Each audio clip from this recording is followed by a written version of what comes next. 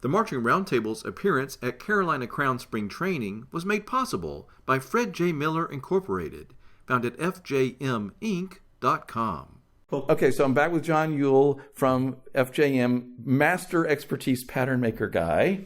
And I want to ask you about this year's crown thing. Can you talk a little bit about the concepts and how you put this together with Michael this year? Because there's like a see-through element to it, right? That was probably the most difficult part initially about it. It was a sourcing issue. I don't know what you mean by that. Well, I know you mean like where you found something, but no, what do you mean? How were we going to achieve that see-through effect and also accommodate the performers and not put them in something that was going to essentially turn them into a plastic bag that they were sweating in? There were a lot of... That makes sense. Because the idea is beneath the surface, like you can see through what's beneath something. But the surface we have, you can see through, and it also breathes through.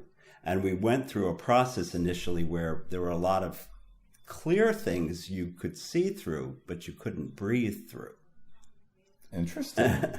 Interesting. Sort of like I'm thinking, like you said, plastic or a raincoat or something. Lots of plastics that would be hot. Yeah. But then the concern was, okay, and now we're wrapping the kid in something that does not wick, nothing gives through, so we're just turning him or her into a sweat factory. Yeah, so they're like a little walking sauna. Yeah, nobody wants that in the middle of the summer anywhere. And initially it started out, we had side seams in this coat, and it was really circular. And then Michael came up with, well, why don't we just connect front and back and leave it open? So that's how we initially got air through it. And then with lots of different swatches, and then we found this woven fabric that actually breathes, but you can see through. Yeah, because when I saw it today, that was my reaction was, I can see that it's there, but I'm seeing through it, and it seemed lightweight and breathable. So that was a project. That was a lot of the initial thing about finding the right thing that wasn't going to impede and also there were concerns about bending of the thing, and would the bend come back, and all those kind of things. We were concerned, like we didn't want to make a crease that was permanent. Right. So those kind of considerations before we even got to the sample. This was a lot of work. Wow. Well, most of that work wasn't my work. It was Michael's work and his design assistant, Michelle Sampson, sourcing things that, what do you think, Michael, would this work? And then trying to find it, yeah. And then show it to me after like an initial cut. Do you think this will work? And then we finally worked out this one out. And I think it's very successful.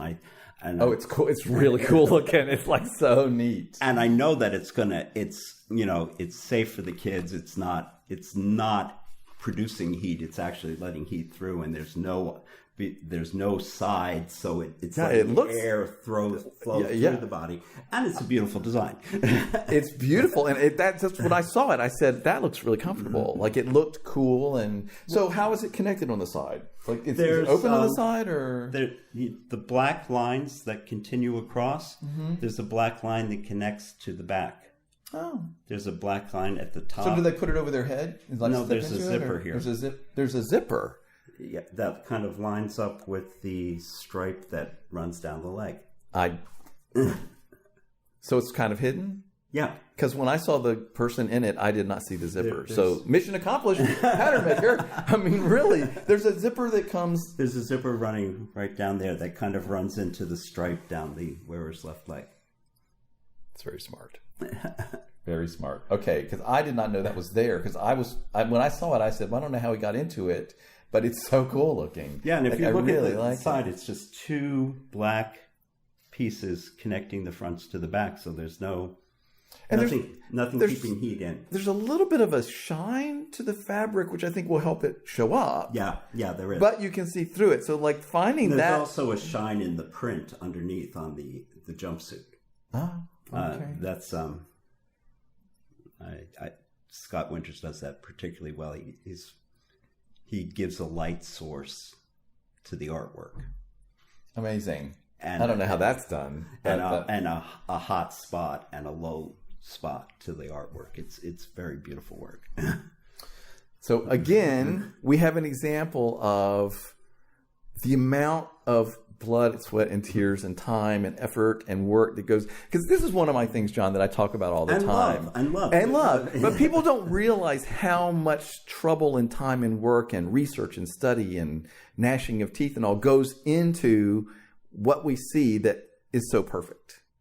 And I mean, again, FJM's great at that stuff, but I always like to point out to people, it's a lot more work and there were a lot more hours and time spent than people realize. Well, but a lot of people, when I said it comes from love, that's true for a lot of people at FJM. A lot of people who work there have fond memories from drum corps, marching band, drum lines, winter guard.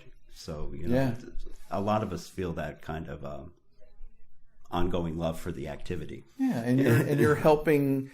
You're helping it so much in this way. Yeah, and how can you feel bad about helping kids? So you love your job. I do. You sound like a lucky guy. Like you're taking this expertise you have. I'm at that point in my life where people say, "Well, when are you going to retire?" And I think, "Oh, I'm not thinking about it." You're having too much fun. Well, I also get, we were talking off camera, I get to work remotely from my home.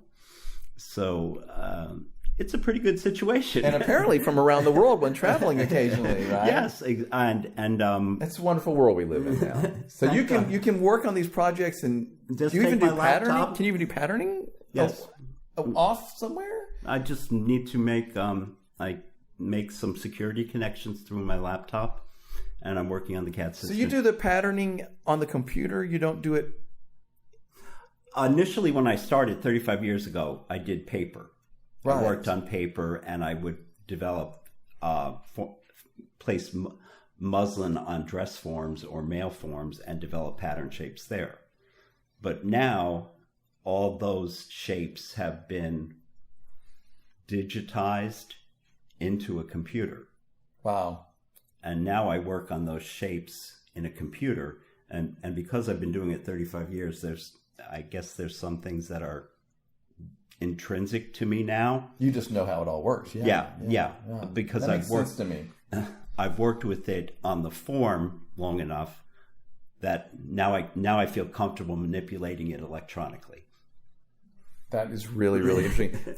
I'm going to translate that to my world. As a music arranger, I know what the clarinet sounds in a certain range. So if I'm writing that on the paper, I know what's going to come out of it. Where I think if you're a new music arranger, you need to sit down with the clarinet player and say, what does it sound like when you're up on high G? You know what I mean? Exactly. So I'm trying to translate that into my world. Why does it matter? You're aware. You've learned your entire work job is a learning process, and and your first 5 years are very scary, and then you start to learn. You make things. all the mistakes. You make lots of mistakes, and you learn from the mistakes, and then about 10, 15 years ago, I think I'm starting to get some things. I recognize what works and doesn't work, and don't do that again. Absolutely. Well, that's true of anything. That's like me in the kitchen, but we're not going to talk about my cooking. Okay, but that's okay. Well, I'm not going to go there. Okay, so final thing I want to ask you. You're at the highest level of this activity. You have this great expertise. You've had this wonderful career. If somebody's watching our conversation and they're like, "Man, I would love to be that guy or that girl that can make patterns." So, how would you tell what would you tell an aspiring uniform pattern maker? What do they do?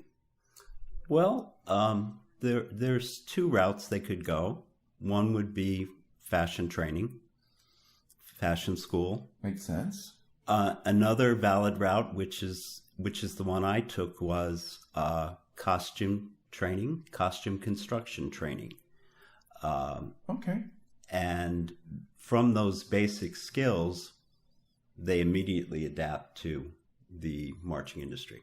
Makes perfect sense. So